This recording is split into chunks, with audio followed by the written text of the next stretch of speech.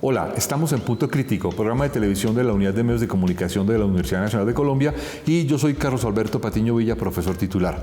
Vamos a dedicarnos hoy a uno de los temas más interesantes y más candentes para la educación superior, y es el programa Ser Pi lo Paga. Para hablar de este tema nos acompañan dos conocedores de este tema a profundidad: el doctor Roberto Sarama, profesor de la Universidad de los Andes y quien contribuyó a la creación de este programa. Profesor Sarama, muchas gracias por acompañarnos en Punto Crítico. Muchas gracias, profesor. Nos acompaña también la ex representante a la Cámara por Bogotá por el Partido Liberal, la doctora Olga Lucía Velázquez. Doctora Velázquez, muchas gracias por acompañarnos. Muchas gracias por la invitación. Bueno, yo quiero arrancar con una pregunta con los dos y pues me tocará, en este caso, quiero arrancar con usted, profesor Sarama, es ¿qué es Ser Pi lo Paga? Ser Pi lo Paga, primero, es un programa. No es la política de educación superior ni todo lo que hay que hacer en educación superior. Es un programa para llevar a educación superior a 10.000 estudiantes que se quedaban por fuera del sistema a pesar de estar entre los primeros 40.000 mejores resultados de la prueba Saber 11, que es la que toman al finalizar la educación media, sabiendo que a instituciones de educación superior con acreditación institucional puedan entrar 80.000 en su momento. Es decir, a 10.000 de los mejores 40.000 que podrían ingresar dentro de los 80.000 que ingresaban a universidades acreditadas y que eran de Sisbén 1 y 2, no ingresaban y se les dio la oportunidad de ingresar. La oportunidad de ingresar se les dio a través de financiarles la educación, el costo de la educación en la universidad donde fueran, y algo que no es menor, un subsidio de sostenimiento para poder estudiar. Ese fue, y por eso yo enfatizo mucho, eran estudiantes que no iban, no que se cambiaron. Que no iban a ingresar al sistema de educación. Que no ingresaban. Olga, si esta es la explicación que nos da Roberto de qué es Ser Pi lo Paga, dime. Para mí, Ser Pi lo Paga efectivamente es un programa que crea el Ministerio de Educación, donde define un subsidio a la demanda para acceder a educación superior, de libre escogencia, incluyendo a las universidades privadas, donde quienes decidieron y son beneficiarios de este programa, que el gobierno estableció 10.000 estudiantes año, por total 40.000, que creo que hay 39.000 estudiantes hoy en el programa. Subsidio a la demanda, libre escogencia, y esa libre escogencia incluyendo las universidades privadas, sin tener en cuenta los exámenes de admisión y los periodos que realizaban las universidades públicas. Por tanto, también había una incidencia en la escogencia en universidades privadas. Hizo que los recursos se fueran un poco más hacia estas universidades que hacia las públicas, tanto así que hoy de los 39.000 estudiantes, 24 están en 24 universidades privadas y 4 públicas. Siendo así ese panorama que dan los dos, y lo que te iba a preguntar es, y teniendo clara tu respuesta, es ¿qué aprendimos de Ser Pi lo Paga? Bueno, yo creo que Ser Pi lo Paga puso la discusión de la gran deficiencia de cobertura de la educación superior en Colombia. Puso también de presente que hay unas enormes brechas entre la educación rural y la educación urbana. Puso también de presente la enorme necesidad de ajustar los currículums alrededor de una pertinencia educativa, calidad educativa, que le genere al estudiante legitimidad, credibilidad en una institución universitaria. Puso también de presente las diferencias que hay entre las universidades públicas y privadas, y en este caso un poco la guerra del centavo alrededor de quién se quedaba con los recursos de un programa. Pero sobre todo puso de presente la necesidad de evaluar el sistema educativo que tiene el país. En tu perspectiva, Roberto, ¿qué aprendimos? ¿Estás de acuerdo con lo que dice Olga o tú le pondrías algo distinto? No, yo estoy muy de acuerdo con lo que dice Olga Lucía. ¿En qué sentido? Es decir, creo que es uno de los mejores elementos que tendríamos hoy para mirar como diagnóstico de la educación en Colombia. Primero, diagnóstico de algunos problemas que tenemos en educación superior. Voy a poner cosas elementales. Primero, las diferencias de cómo se entra a una universidad y a otra, las diferencias de calendarios para ingresar. Es posible que eso sea un problema del programa, pero debemos distinguir entre el programa y el sistema. Es decir, el sistema funciona de esa manera.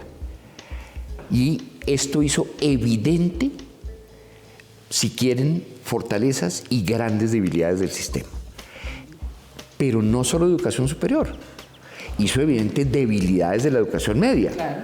Y uno se puede ir bajando de ahí para abajo. Entonces, yo sí creo que el primer aprendizaje es, miren, utilicemos esto para hacer un gran diagnóstico y algo en lo que yo creo que nosotros estamos de acuerdo, y un rediseño profundo de la educación, por lo menos de educación superior. También hizo evidente la falta de recursos. Sí, porque uno puede decir es costoso, no es costoso, etcétera. Pero lo que es claro es que si queremos incrementar la cobertura, tenemos que incrementar los recursos.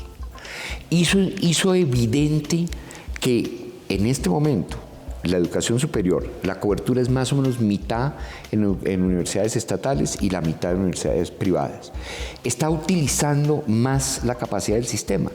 ¿Es esa la que debemos tener o no? ¿O cómo debemos financiar el sistema? Ahora, aquí se ve las bondades y desventajas que tiene la financiación de la demanda y cómo podemos optimizar y balancear muy bien una financiación a la oferta y una financiación a la demanda. Yo creo que también el programa hizo evidente cuando se ponen unos requisitos para acceder a él, y uno de ellos es los resultados en las pruebas saber y el estrato. Pues empezamos a mirar cuáles son los resultados por estrato y nos dimos cuenta que el 5% del estrato 1, el 10% del estrato 2 y el 20% del estrato 3 de los que se gradúan obtienen sobresaliente en las pruebas saber, mientras que más de la mitad de los que se gradúan del estrato 5 y 6 obtienen puntajes superiores en la prueba saber. Eso significa que en Colombia tenemos también calidad de educación por estrato y resultados en las pruebas por estratos. O sea que entonces eso, podríamos pensar que Ser Pilo Paga tiene una contribución relativa a mejorar los índices de inequidad. Claro, lo que pasa es que al darle libre escogencia en universidades privadas, ahí es donde estoy en desacuerdo, porque la libre escogencia debe haber sido en las universidades públicas, porque los recursos que se utilizan para financiar el programa son recursos públicos. O que las universidades privadas estuvieran sumadas al programa en las mismas condiciones, tarifas de las universidades públicas, pero sí puso de presente que aquí hay un problema de calidad educativa de acuerdo a los estratos, y eso en realidad es nefasto. O sea, yo no puedo decir que porque estoy en un estrato 1, un estrato 2, recibo una peor calidad de la educación que si estoy en estrato 5. Pero los resultados apuntan a eso. No, claro, por eso hizo evidente que en Colombia tenemos que transformar el sistema educativo, porque no podemos recibir educación dependiendo del estrato. No puede ser la pertinencia educativa dependiendo de la universidad que usted estudie. No, tiene que ser calidad, pertinencia y cobertura independiente del estrato socioeconómico. Pero Roberto, más allá de esta situación, Ser Pilo Paga resolvió en parte un problema de inequidad y un problema de acceso a la educación superior, ¿o no? Voy a decirle. Si usted se concentra solo en el 10% de los mejores resultados de las pruebas saber, sí ayuda a resolverlo. Es decir, hoy en día, para ese 10% superior, si aceptamos que tengan la libertad de escoger, ayudó a resolver un problema. Entonces, para darle a usted ejemplos absolutamente concretos, ¿cuántos estudiantes de estrato 1 hay en la Universidad Nacional en este momento? Un 8%. ¿Cuántos de estrato 1 hay en Ser Pilo Paga? 39%. Ahora, yo no estoy, por favor no me entienda esto como una crítica a la Universidad Nacional ni como una ponderación a Pilo Paga, sino que hace evidente que en este momento en Colombia, para elegir universidad, es exactamente lo que está diciendo Olga Lucía. Se necesita nacer en estrato 5 o 6 tener con qué pagar un colegio privado, y eso te da la libertad de escoger universidad pública, privada, donde vayas. Eso es una inequidad gigante. Esa es una iniquidad de todo el sistema que tenemos que mejorar. Y parte de lo que tenemos que aprender, y eso lo dice muy bien el profesor Wasserman, es que no se nos vaya a reproducir ahora en la educación superior un problema que tenemos ahora como en la media de hacia abajo, es que entonces el que puede pagar va a un colegio privado y después tiene cómo escoger, y el que no puede pagar, entonces comenzamos a generar segregación. Eso no puede pasar. Entonces sí ayuda a resolver un problema para un grupo pequeño, y en particular ese grupo pequeño mostró problemas que tiene. Pero reflejó el problema de la calidad en la educación media, o sea, en la básica y en la media. Porque, por ejemplo, para poner un ejemplo de la Universidad Nacional, en los últimos exámenes de admisión se hizo un cruce de los estudiantes de Pilo Paga con los que se presentaron examen. Del 100% de los que pasaron ser Pilo Paga y presentaron examen en la Nacional, solo el 40% de ellos pasaron el examen en la universidad. De ese 40% que resultó ser 1.200 estudiantes, se quedaron en la universidad solo 200. Los otros 1.000 decidieron irse para otras universidades privadas. Entonces, ¿cómo se llaman los estudiantes de la Universidad Nacional? Que es un poco lo que decía el profesor Mantilla. Entonces, los de aquí son repilos y los otros son pilos. No, aquí tampoco podemos empezar a generar esa discriminación y esa segregación de pilos y no pilos, porque entonces, ¿quiénes necesitan más de nuestra atención? Los que se están quedando atrás y no terminan la educación media, ni llegan nunca a la universidad, y terminan en la informalidad. O los que tienen buenas académicas. Exacto. Entonces aquí tenemos que empezar a pensar en todo el sistema y en todos los estudiantes. Venga, es que se nos va el tiempo corriendo, ya llevamos la mitad del tiempo, y entonces hay una cosa hay un punto al que quiero llegar, que es para nosotros importante llegar, es qué está pasando con el actual gobierno y la reforma o liquidación o finiquitación del programa de Ser Pilo Paga. Roberto. A ver, pues no, nosotros lo único que sabemos es el anuncio que hizo la ministra de que va a hacer ajustes, va a hacer cambios, va a proponer un nuevo programa. Y lo último que he oído de algunos de los reportajes recientes es que ella quiere tener un programa donde en el caso de las universidades privadas haya una solidaridad y corresponsabilidad de ellas. No sé muy bien cómo es, pero ese es un punto.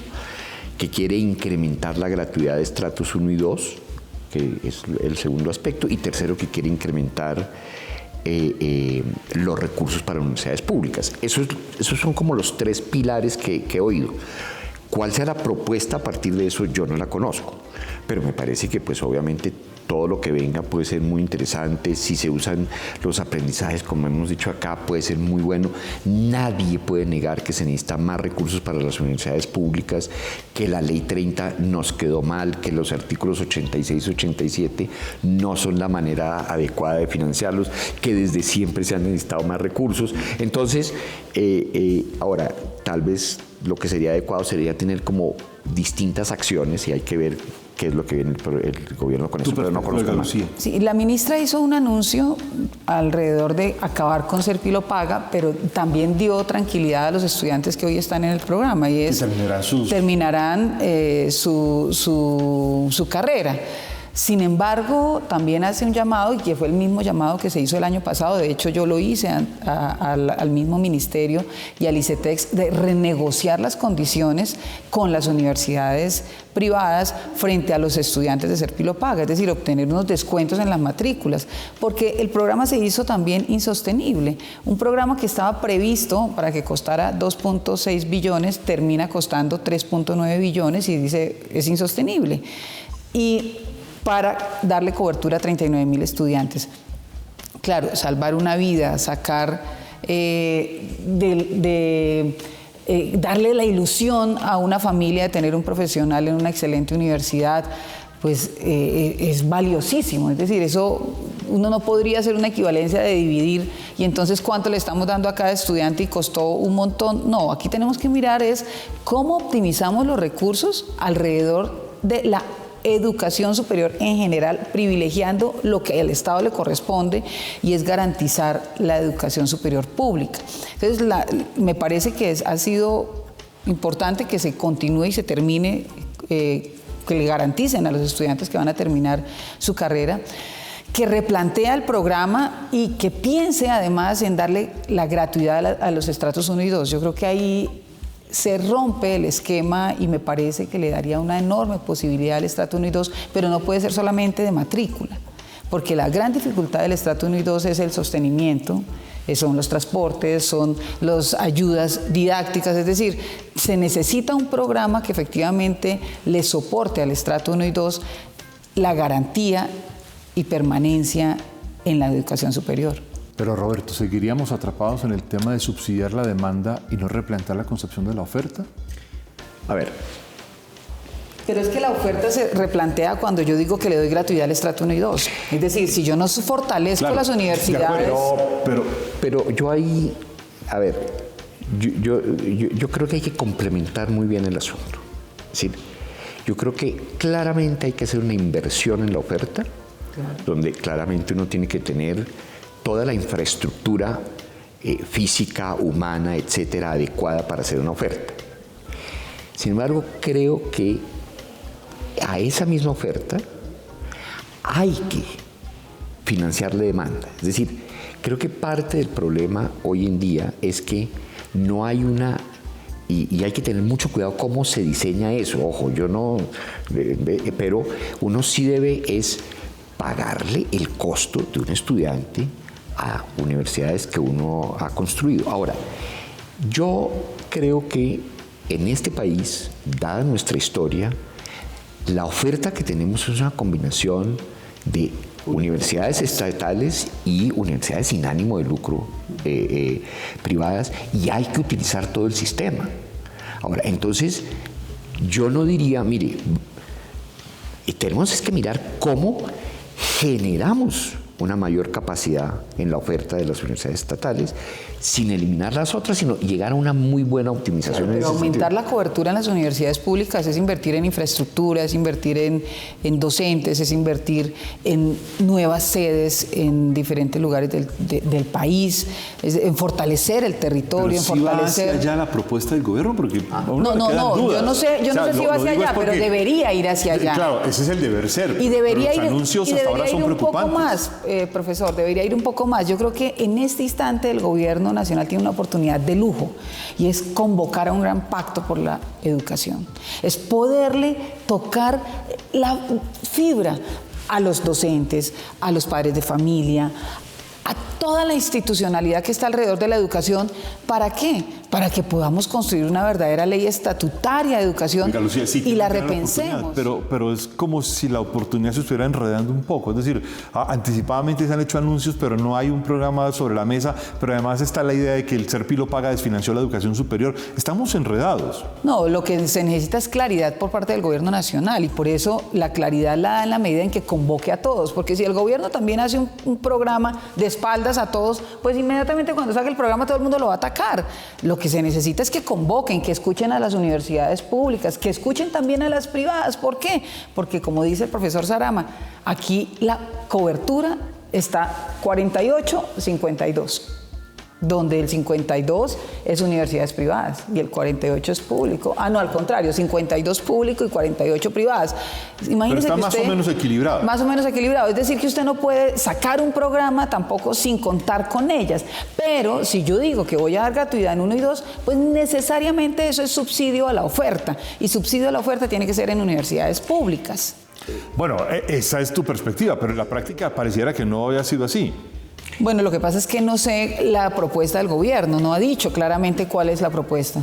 Yo donde creo que deberíamos complementar muy bien es que creo que gratuidad no necesariamente es solo financiación de la oferta, porque yo puedo hacerlo a través también de financiación a la demanda. Y no estoy diciendo que financiación a la demanda sea necesariamente enviando a los estudiantes a universidad privada. Es decir, voy a poner cosas súper sencillas, además estamos de acuerdo. Financiémosle a estratos 1 y 2 lo que valga en este momento la matrícula que ya está subsidiada en las universidades públicas y démosles un sostenimiento a los estudiantes. Ahora, creo que dada que la oferta todavía de universidades públicas no es suficiente, es para darles una cosa sencilla en este momento. De ser Pilo Paga, y no pensemos en ser Pilo Paga por el programa, sino por cifras. Hay 16.000 de los 40.000 estudiantes estudiando ingeniería en universidades privadas. Crear esos 16.000 cupos... De 40.000. De 40.000. Crear 16.000 cupos en ingenierías en las universidades públicas no es una cosa de la noche a la mañana por un decreto que yo haga hoy. Entonces hay que mirar toda una planeación a largo plazo, y estoy de acuerdo con buenos mecanismos de coordinación. Incluso, ¿por qué tenemos que hacer separación de públicas y privadas en muchas cosas? ¿Por qué no generamos muy buenos mecanismos de coordinación donde los recursos de las dos se sumen en muchos aspectos? Es decir... Y yo creo que también esto fortalecer la educación en los territorios. Hoy hay universidades regionales que no solamente tienen deficiencias, sino que necesitan el fortalecimiento y además el acompañamiento, el apadrinamiento de universidades que estén acreditadas cuando ellas no lo están. Es decir, necesitamos empezar a pensar en cómo fortalecer la educación en el territorio y la pertinencia de la educación. Y la pertinencia de la educación en el sentido de que el país necesita una capacidad técnica cualificada que genere un mayor desarrollo de país, un desarrollo sostenible, una cualificación y una competitividad. Y eso solamente se logra desde el territorio. Es decir, en Bogotá podemos hacer muchas cosas, pensar muchas cosas, pero si no vamos al territorio, si no identificamos esas necesidades, tampoco vamos a generar esa conexión con lo que los estudiantes en el sector rural, por ejemplo, esperan. Es que hoy... Pero esa es una parte, Olga Lucía, porque de otro lado, por ejemplo, en la Universidad Nacional venimos a lo largo de este año diciendo tenemos que involucrarnos en toda esta cosa que se llama cuarta revolución industrial, y el país parece estar de espaldas y ajeno a este asunto absolutamente.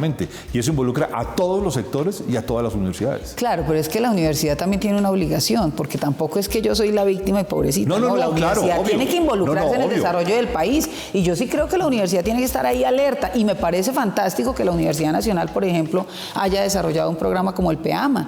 Un programa que le está dando solución a esas grandes inequidades, a esos sectores más vulnerables, donde cuando yo salgo y no ingreso a la universidad, claro, yo cualifico mis deficiencias de la media, y que la universidad también llegue, como por ejemplo a Tumaco, sí, a diferentes lugares, eso es fantástico, y es la universidad la que tiene que empezar a estar activa también, no solamente esperando a ver qué hace el gobierno, sino activando. Pero fíjese que ese es un ejemplo de cómo podemos tomar aprendizajes que servirían para todo el sistema.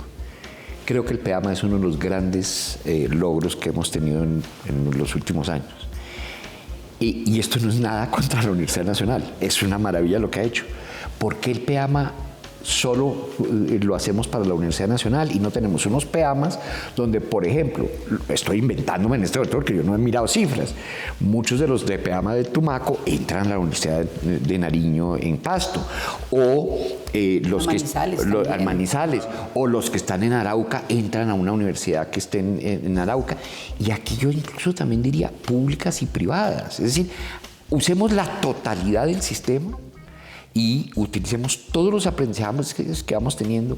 Y por eso yo concuerdo mucho con Olga Lucía, armando un sistema donde haya unos sistemas de coordinación entre todo el sistema.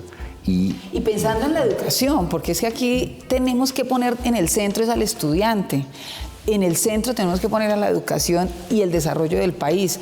Y los demás estamos alrededor. Entonces yo no puedo estar peleando solo por mi universidad. Yo tengo que, y creo que eso es parte del aprendizaje que deja hacer Pilo Paga. Aquí tenemos que avanzar, trascender. Y el trascender es pensar en el estudiante, en la educación y en el desarrollo del país. Roberto, una conclusión de 20 segundos o una recomendación de 20 segundos. Hay muchos aprendizajes. Utilicemos los aprendizajes. Y utilicemos la totalidad del sistema para incrementar la calidad de la educación para todo el mundo y para generar movilidad social para todos nuestros ciudadanos. Oiga, Lucía, una conclusión y una recomendación de 20 segundos. Mi recomendación es que estamos en el momento justo para hacer un pacto nacional, social por la educación, donde todos pensemos que sí es posible garantizar cobertura universal, pertinencia y calidad independiente del estrato socioeconómico, y donde le demos la posibilidad a estas regiones olvidadas, a esa Colombia oculta, de ingresar a la educación superior, y que podamos decir que efectivamente la educación sí va a transformar a Colombia y va a construir mejores ciudadanos. Muy bien, hemos llegado al final de este debate de Punto Crítico, hoy con un tema interesantísimo sobre educación superior. Olga Lucía Velázquez, ex representante a la Cámara por Bogotá, muchas gracias por estar en Punto Crítico con nosotros. Muchísimas gracias a ti por la invitación. Profesor Roberto Sarama, muchas gracias por habernos acompañado en Punto Crítico. Muchas gracias y ha sido excelente el programa para todos nosotros. Muchas gracias. Gracias. Los esperamos en una próxima emisión de Punto Crítico. Muchas gracias.